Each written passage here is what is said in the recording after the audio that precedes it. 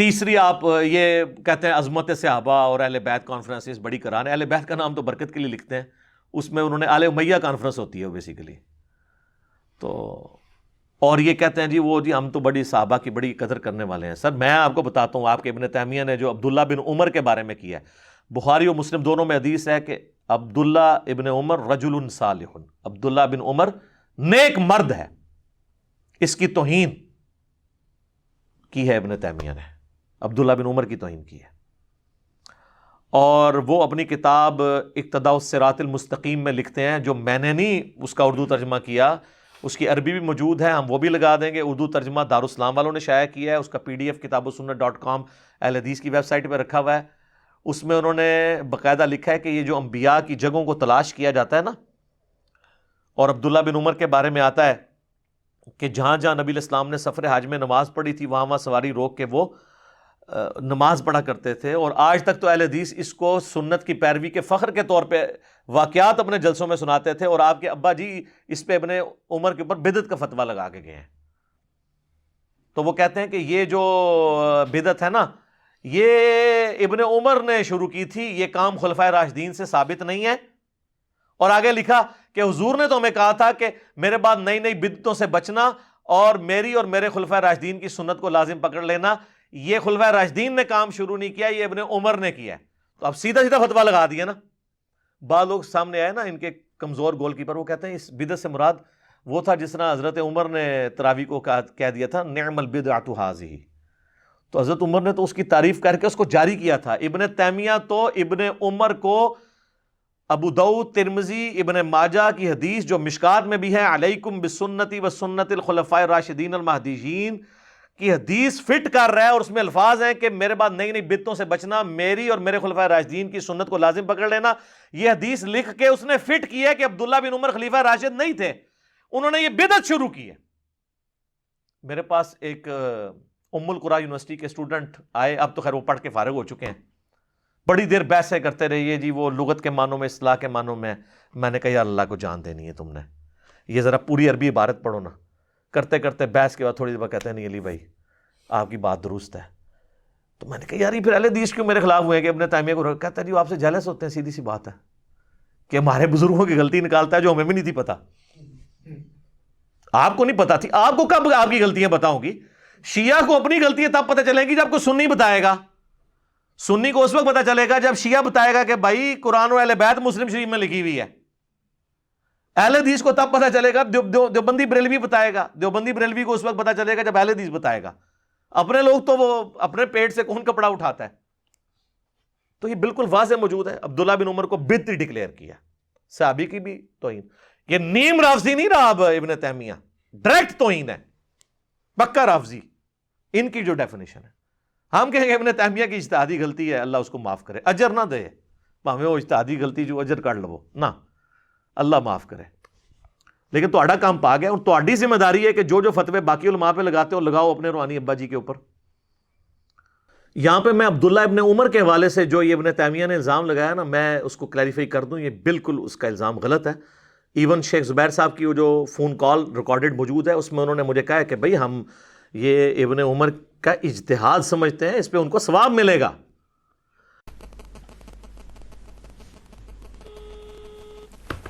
السلام علیکم. وعلیکم السلام شیخ صاحب سے. میں اصل میں چلا گیا تھا لائبریری سے نیچے. اچھا اچھا اچھا تو اس میں چارج بھی نہیں تھا, چارجنگ. اچھا اچھا شیخ صاحب, وہ فراد صاحب سے ملاقات ہوئی آپ کی؟ سرفراز بھائی کو میں نے اسپیشلی فون کر کے اپنے گھر بلایا ہوا ہے, یہ میرے پاس ہی بیٹھے ہوئے ہیں. اچھا اچھا اچھا. تو آپ کو یہ ساری سٹوری بتائیں گے کہ مسئلہ شروع کہاں سے ہوا ہے. اصل میں یہ شروع بھی جو ہے نا وہ بس پتہ نہیں کیسے ہوا ہے, یہ آپ بات سن لیں. آپ بتائیں جی ان کو شروع سے. یہ فراد صاحب اس دن ہمارے پاس آئے تھے نا غلام مصطفیٰ. جی جی وہی ہے کریں جی. السلام علیکم. وعلیکم السلام ورحمۃ اللہ وبرکاتہ. کیا حال ہے؟ اچھا سرفراز بھائی پہلے تو یہ بتائیں آپ کا نام سرفراز ہے نا؟ جی سرفراز بٹ, محمد سرفراز بٹ. میں محمد سرفراز بٹ. آپ ہمارے پاس آئے تھے؟ جی جی تین لڑکے آئے تھے نا, ٹھیک ہے. ایک نے آپ سے سوال کیا تھا کہ اہل حدیث کوئی نہیں کلواتا, ٹھیک ہے, جی سرخ سی داڑھی والا, ٹھیک. ایک بلیک سی داڑھی والے تھے ٹھیک ہے. ایک چھوٹی داڑھی والا تھی نا جو, جی وہ میں ہوں, ٹھیک ہے. ٹھیک ہے. تو بات اصل میں یہ یہاں سے شروع ہوئی ہے. پہلے مجھے آپ یہ بتائیں کہ یہ جو ابن تیمیہ کی عبارات ہیں یہ واقعی موجود ہیں اسی طرح ہیں؟ ہاں موجود ہے اور بالکل غلط ہے. غلط ہیں؟ ہاں بالکل غلط ہے. صحیح ہاں اس کو ہم کہتے ہیں ہاں ڈنکے کی چوٹ کہتے ہیں. صحیح. اب میں نے وہ دیکھی ہے مثلا آج میں دیکھا ہے نا وہ فتاوا میں. جی جی لیکن مسئلہ یہ ہے کہ فتاوا ابن تیمیہ جو ہے نا جی جی یہ کتاب مشکوک ہے ساری. صحیح صحیح. پتہ ہے کہ کیا وجہ ہے؟ کیا؟ وجہ یہ ہے کہ اس کتاب کو جمع کرنے میں عبد الرحمان بن قاسم جو اس نے کام کیا ہے نا جی جی اس کے ساتھ شیخ حماد انصاری بھی تھے. صحیح. شیخ حماد انصاری جو سعودی عرب کے بڑے عالم تھے جن کا مدینہ میں بڑا مکتبہ بھی ہے. جی جی انہوں نے یہ بات کہی ہے کہ یہ جو کتاب ہے یہ قابل اعتبار نہیں، اس پر اعتماد نہیں کرنا چاہیے. صحیح. اس میں تحریف بھی ہے اور تصحیح بھی ہے. ٹھیک ٹھیک تو غلطی ہے. تو اب یہ کتاب ہو گئی مشکوک. ٹھیک تو عین ممکن ہے کہ ابن تیمیہ نے یہ بات کہی ہو. اگر کہی ہے تو بکواس سے غلط ہے. ٹھیک اور اگر نہیں کہی تو وہ بری ہو گئے. ٹھیک. لیکن دوسری کتابیں جو ہے نا اس میں بھی غلط بات ہے. ٹھیک ٹھیک. عبداللہ بن عمر کے بارے میں تو جو بات غلط ہے وہ غلط ہے. اگر ہم اس کو ایک عالم سمجھتے ہیں، اہل سنت کے ایک عالم تھے، ٹھیک ٹھیک لیکن ان کی جو غلطیاں تھیں غلطیوں سے ہم بری ہیں، ٹھیک. معصوم نہیں تھی. ٹھیک ٹھیک. ہاں جی یہ عبداللہ بن عمر کے بارے میں کیا انہوں نے کہا ہے؟ عبداللہ بن عمر کے بارے میں کوئی بات انہوں نے وہ بدعت والی کو کہی ہے نا. ٹھیک ٹھیک. پتہ نہیں کوئی آدمی جو ہے یعنی وہ ایسا کرتے تھے نا کہ جہاں رسول اللہ جی جی جی صلی اللہ جی علیہ وسلم وہ نے پیشاب نماز کرتے تھے، پڑھی نماز پڑھتے تھے. تو وہ بھی وہاں نماز پڑھتے تھے. تو یہ تو اتحاد ہے، یہ بدعت کوئی بھی نہیں ہے. ٹھیک ٹھیک. ہاں اور میں اس کو بخاری مسلم سے ثابت کرتا ہوں. پہلے تو امام بخاری نے یہ 10 حدیثیں اوپر تلے اکٹھی لی ہیں، اس کے اوپر انہوں نے باب باندھا ہے نبی علیہ السلام کی جگہوں کو تلاش کرنا جہاں پہ نبی علیہ السلام نماز پڑھتے تھے، اور نیچے لے کے آئے کہ سفر حج کے دوران عبداللہ بن عمر جب بعد میں جایا کرتے تھے نا، جب وہ حضور کے ساتھ گئے تھے نا، ان ساری جگہوں کو تلاش کر کے وہاں پہ نماز پڑھا کرتے تھے. حتیٰ کہ وہ راوی کہتا ہے ایک جگہ مسجد بنی تھی، مسجد میں نماز نہیں پڑھی، ساتھ ایک چٹان تھی اور ان کا حضور نے یہاں پڑھی تھی تو میں یہاں پہ پڑھوں گا.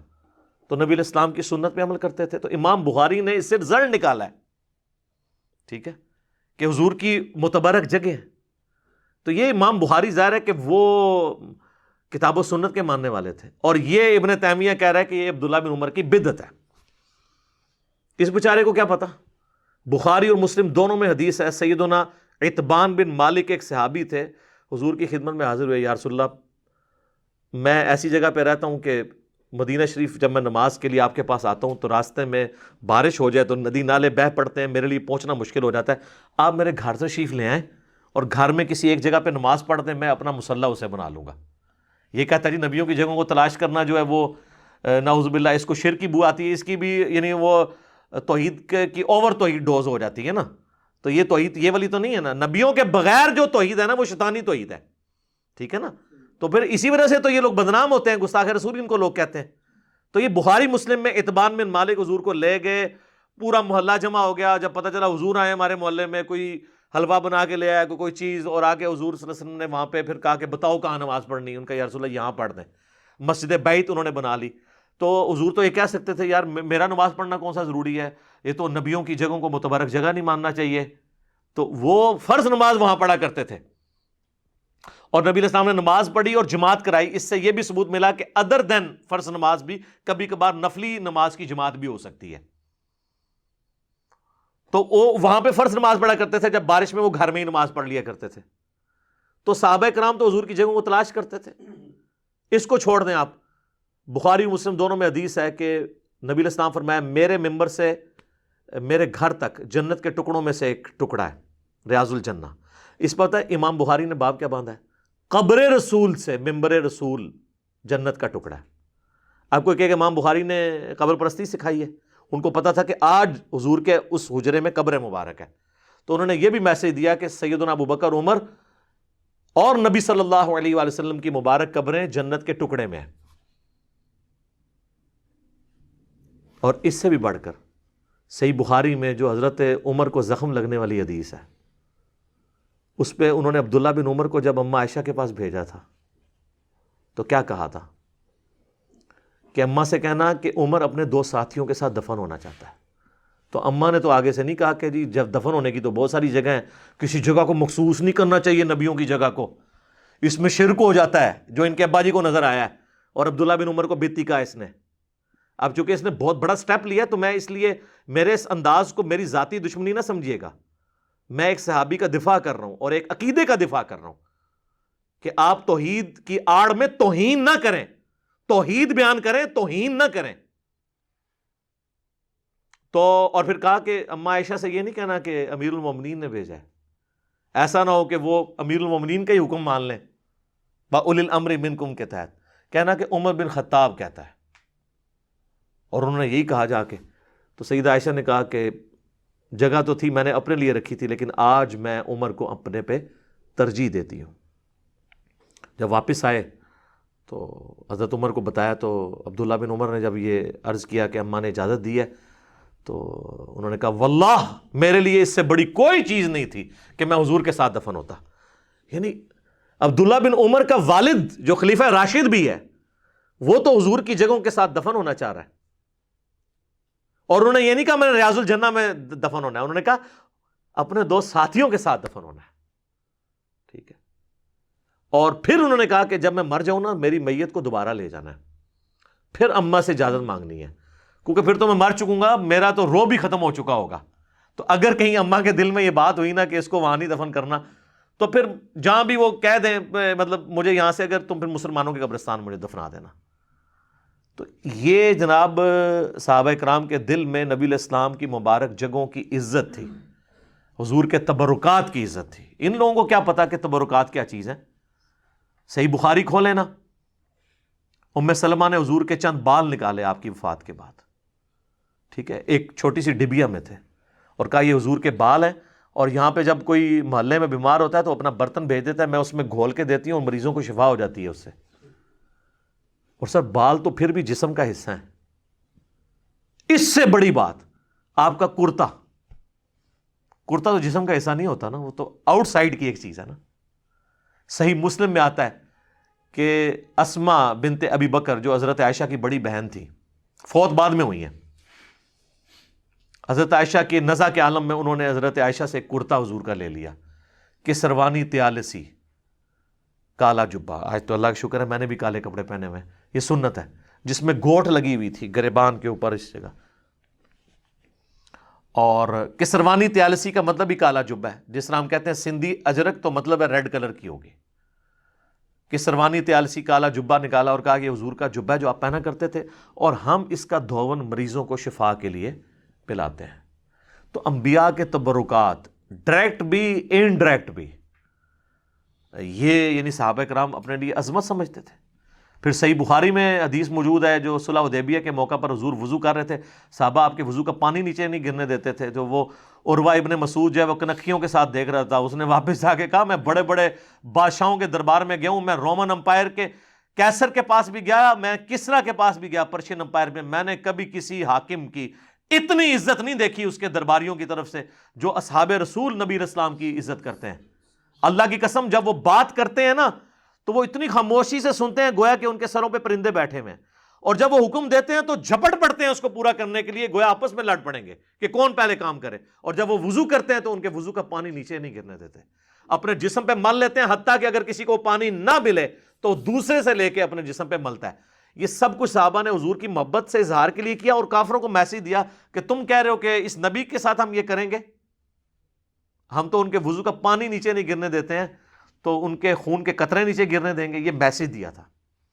پھر صحیح مسلم میں آتا ہے کہ نبی صلی اللہ علیہ وآلہ وسلم فجر کے بعد جب نماز کے بعد گھر مسجد سے باہر نکلتے تھے تو مدینے کے غلام اپنے برتن لیے کھڑے ہوتے تھے، حضور برتن میں یوں ہاتھ ڈالتے جاتے تھے، صحابہ اس کو تبرکن لیتے تھے، اور اتنی آپ کی شفقت تھی کہ صحابہ کہتے ہیں سخت سردیوں میں بھی جب ہم پانی کو ہاتھ نہیں ڈالتے تھے حضور اتنے برتنوں میں ہاتھ ڈالتے جاتے تھے۔ سر یہ بات کہنا آسان ہے کہ سخت سردی میں اتنے برتن، یہاں تو پیروں نے دستانے رکھے ہوتے ہیں ہاتھ چموانے کے لیے، وہ کہتے ہیں نہیں ہم تھک جاتے ہیں کیا کریں، ٹھیک ہے جی، اور نام لیتے ہیں حضور کا، نبی علیہ السلام کی شفقت کا لیول تھا۔